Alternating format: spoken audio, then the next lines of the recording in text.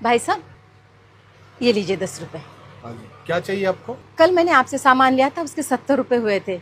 मैंने आपको 100 का नोट दिया तो आपने मुझे 30 रुपए के बदले 40 रुपए दिए। और ये बात मुझे घर जाके पता चली।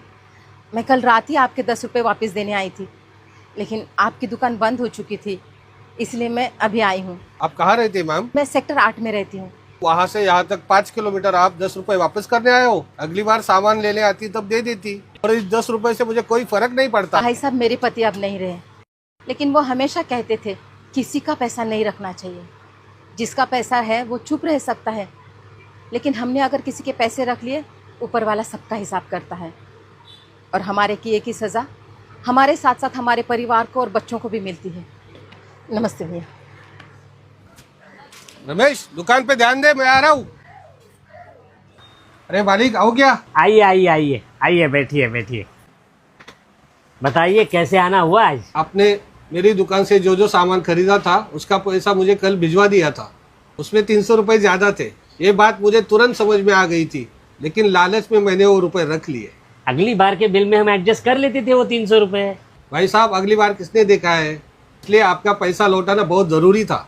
ऊपर वाला कब कैसे हिसाब चुकता करे ये किसने देखा है? शायद इसकी सज़ा मेरी बीवी बच्चों को भी लग सकती है। ये लीजिए आपके 300 रुपये। नमस्ते।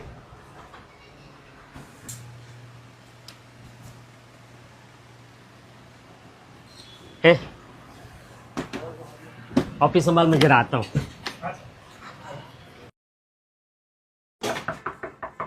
जी बेटा, घर में कोई है? 1 मिनट, आइए ना अंकल, आइए अंदर आइए, बैठिए यहाँ पर। नमस्ते भाभी जी। मैं महेश का बहुत पुराना दोस्त हूँ और एकदम खास दोस्त।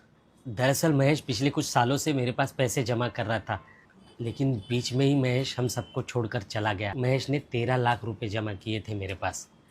अब ये बात महेश और मेरे अलावा किसी को पता नहीं थी, इसलिए उन पैसों का लालच मुझ पे हावी हो गया। लेकिन आज एक दोस्त की वजह से मेरे ज़मीर ने मुझे पूरी तरह से झंझोड़ा। और फिर मुझे लगा कि अगर मैं किसी का पैसा खाऊं तो उसकी हाय मेरे बच्चों को लग सकती है, मेरे परिवार को लग सकती है। शायद महेश भी हमेशा यही कहता था। भाभी जी, ये लीजिए आपके 13 लाख रुपए। इस दिवाली आप भी किसी की अंधेरी जिंदगी में उम्मीद का एक दिया जलाएं।